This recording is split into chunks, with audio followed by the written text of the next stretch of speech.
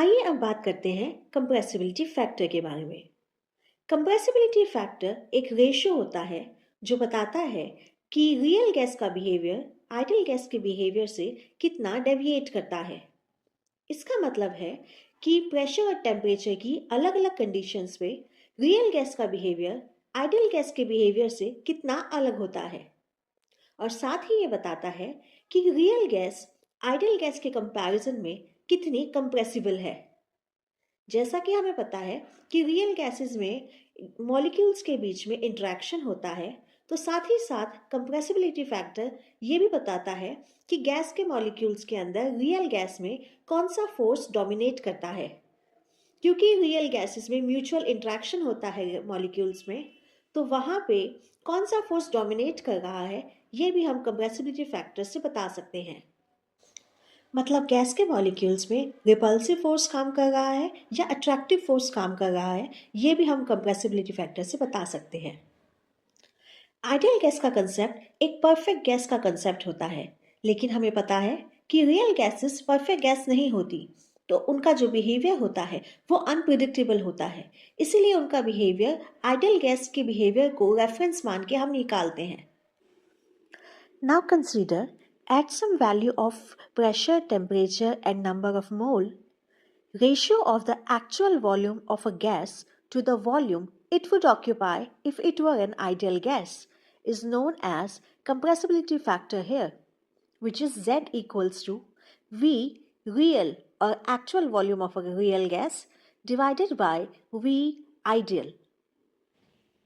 मान लेते हैं कि प्रेशर, टेम्परेचर और नंबर ऑफ मोल्स की किसी पर्टिकुलर वैल्यू पर हम रियल गैस की बात कर रहे हैं, और उसी प्रेशर, टेम्परेचर और नंबर ऑफ मोल्स में हम आइडियल गैस की बात करते हैं। तो रियल गैस जो वॉल्यूम ऑक्यूपाई करती है उसे हम यहाँ पे वी रियल कहते हैं, और आइडियल गैस जो वॉल्यूम ऑक्यूपाई करती है उसे हम यहाँ पे वी आइडियल कहते हैं। जब इन दोनों का रेशियो निकाला जाता है तो हमें कंप्रेसिबिलिटी फैक्टर मिलता है। Let's find another formula for compressibility factor. From ideal gas equation, as we know, PV ideal equals to nRT.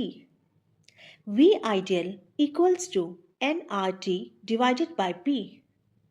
Put this equation second in equation first. Z equals to PV real divided by nRT. If we consider that Z equals to 1, then PV real equals to nRT, which shows an ideal behavior.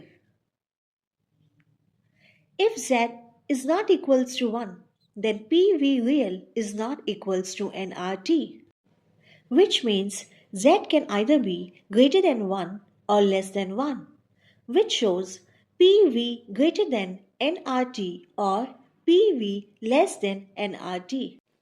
Let's talk about both cases using equation 1. When Z greater than 1, PV greater than nRT. From equation 1, V real greater than V ideal, which means observed or actual volume is greater than expected volume, which shows that there is expansion in gas. Expansion means low pressure here. This expansion shows that there is repulsive force dominates. When Z less than 1, PV less than nRT, V real less than V ideal, which shows there is compression of gas because actual volume is less than expected or predicted volume.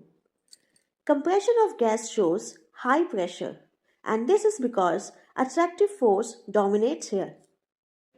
So gas molecule come close to each other. I hope that you enjoyed this learning session with me. इसी तरह के और भी interesting topic के लिए जुड़े रहिए मेरे साथ यानी शिखा के साथ आपके अपने channel concepts on the edge पर।